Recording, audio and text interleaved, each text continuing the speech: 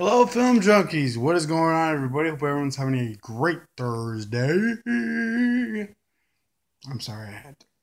Today we are doing a new series called Best and Worst. Now, this series has been inspired by the Schmoes Know, my favorite critics out there right now on YouTube, and I love doing movie reviews. I love reviewing old, new movies, stuff like that. I have a lot of fun doing that. But saying the fact that I want to start new segments on my channel, and I figured I love talking best and worst and also top fives, I maybe do that. We'll have to see.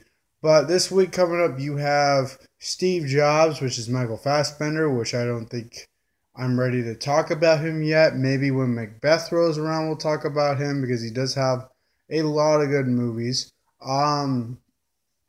You also have Jim and the Holograms, which looks like total shit, and I will not be seeing that.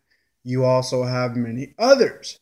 So, also you have The Last Witch Hunter, which is the one where we're going to talk about the best and worst of Vin Diesel, who is a really good actor, by the way, and a very underrated actor. He's kind of this, if you've seen my Last Witch Hunter movie, you know what I thought. We are not going to count The Last Witch Hunter. We are not going to count Iron Giant or Saving Private Ryan because these have to be movies that he starred in, and you cannot add any movies he produced. So Hitman is out. Let's get started with the best. Now I do have some honorable mentions before I get into my favorites because he's been in a lot of good movies. So here are some of them all. You have the original Fast and the Furious. You have Fast and Furious 6. You have Furious 7. You have a lot of great ones he was in. You have Pitch Black, the first film, and Riddick. One of the others might be on the list later. You also have Boiler Room, which he was very good in. You also have a lot of others. But I think I'm going to go with the obvious choice. I'm going to go with Fast 5 because this was the movie that really made the Fast and the Furious series, which I grew up with, even better. This is a series that made it go better and get really interested and see a lot of people getting in those seats. And also has The Rock. And you cannot go up against a movie with The Rock, and you have to have the best action scene, I think, of the decade. Maybe. I mean, it's kind of interesting. Everyone wanted a Vin Diesel Rock movie. So I think that is the best in my opinion. Now let's get into the worst. The worst, there are a few movies that Vin Diesel has been stonky, that have pretty much sucked in, and we're going to go over some of them now. You got Triple X, which a lot of people do like. I'm not the biggest fan of.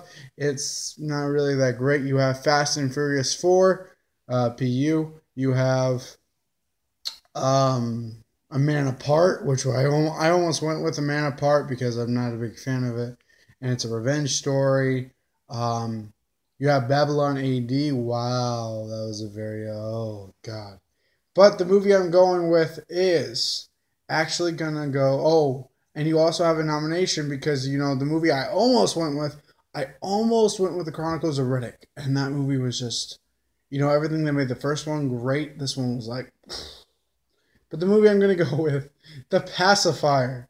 Yeah, oh my God. That movie was terrible. Yeah, honestly, no, The Pacifier, Disney makes these kind of big deals where they try to put him in.